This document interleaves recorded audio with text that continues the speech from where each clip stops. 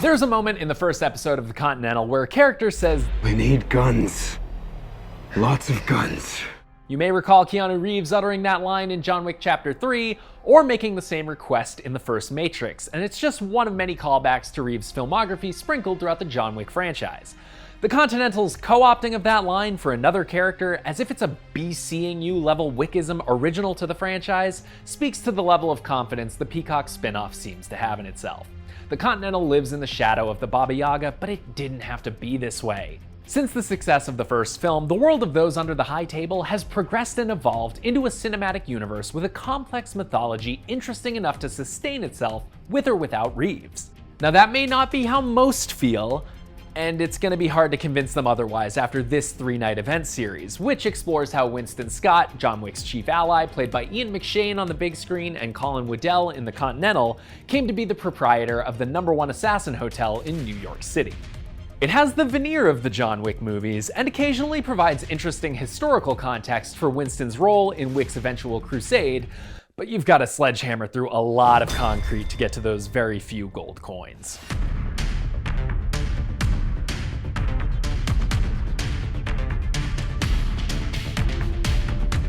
I feel like it's probably important context right off the top to tell you that I am fully in the bag for the John Wick universe. I saw the first movie opening day on a lark, just happened to be in a movie theater. I was like, hey, I'll go see this movie with Keanu Reeves. And as soon as a gold coin got slid across the table, I was like, I'm in. I'm gonna see every one of these. I gave John Wick Chapter 4 my first ever 10 earlier this year. If anybody wanted this series to be successful, it was me. And so I want you to kind of keep that in mind as we go here, because it brings me no pleasure to tell you that this series it's not really for John Wick fans and it's not really for casual fans. It's kind of somewhere in between. In a trio of feature-length episodes, The Continental turns back the clock to delve into the relationship between Winston and his estranged brother Frankie, and the way their lives have been corrupted by the Continental's circa 1970s manager Cormac O'Connor.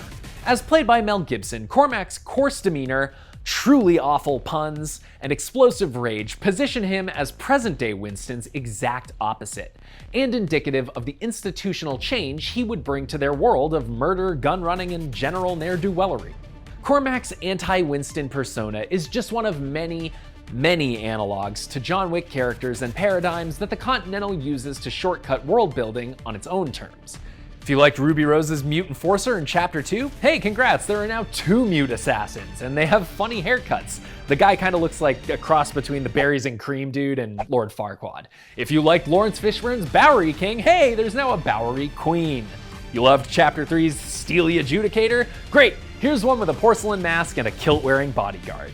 With this borderline lazy approach to evoking the films in its characterizations, the show starts to feel like John Wick for people who aren't wearing their glasses. The Continental significantly miscalculates the scope it needs to tell its David and Goliath story. Even 4 movies deep, the John Wick films keep most of the action tied to John's perspective, making room for occasional check-ins with McShane's Winston or the villain's camps to keep the plot moving. The Continental features no less than 5 focal point characters, which the narrative bounces between with the intention of deepening the bench of those with grievances against the erratic Cormac and providing Winston a crack squad to take him down. But few of these satellite storylines feel truly important or emotionally resonant. There's a lack of cohesion to how these disparate storylines progress the overall story, with the cause and effect of choices, which is a Wickiverse staple, becoming less and less important, especially going into the extremely shaky 3rd episode. But Colin Waddell's performance is a high point, evocative of McShane's self-assured polish without feeling too much like an imitation. Waddell is strong in scenes where Winston has to convince allies to join his cause or use subterfuge to hide his motives. How are we supposed to believe a guy in an ascot can pull this off? It's a cravat.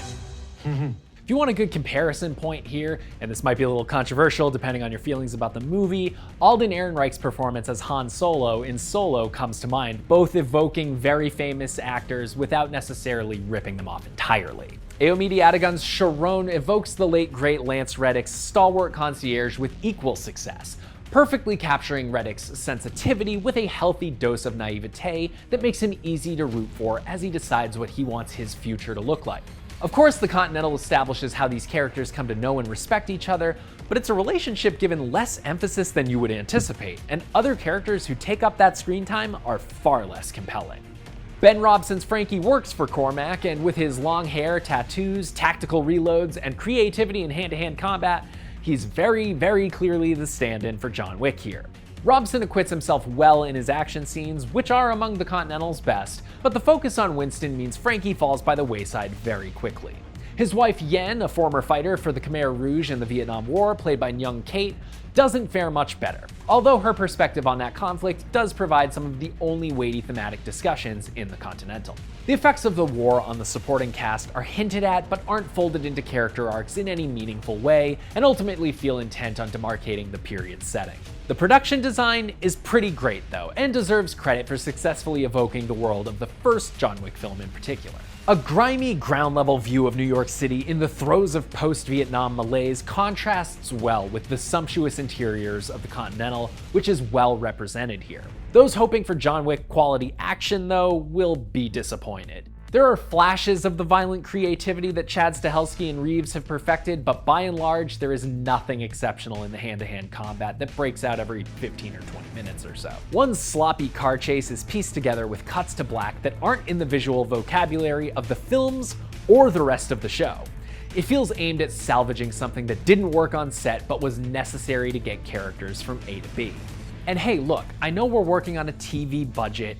It's not ever gonna look as slick and awesome as the John Wick movies when it comes to the action, but you know what? The action is only half of why I love the John Wick movies. I am one of those total freaks that actually finds as much enjoyment in the arcane high table mythology as the cool ass action, and neither is executed with any sort of passion or specificity, so this thing really just kind of feels, at times, like an action series that is kind of masquerading as John Wick. To be very clear, a Continental-focused series never needed to focus on John Wick, but it did need to fill the vacuum that the character's absence leaves. The Continental has all the right pieces to the puzzle of telling a story set under the high table, but compounding miscalculations about how best to put them together leaves the 3-episode series feeling inconsequential.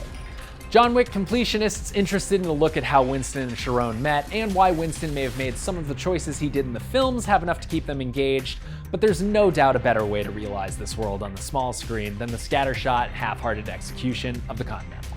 Thanks for watching. For more movie reviews, check out what we thought of The Nun 2 and Gran Turismo, and as always, be sure to follow and subscribe wherever you like to watch IGN.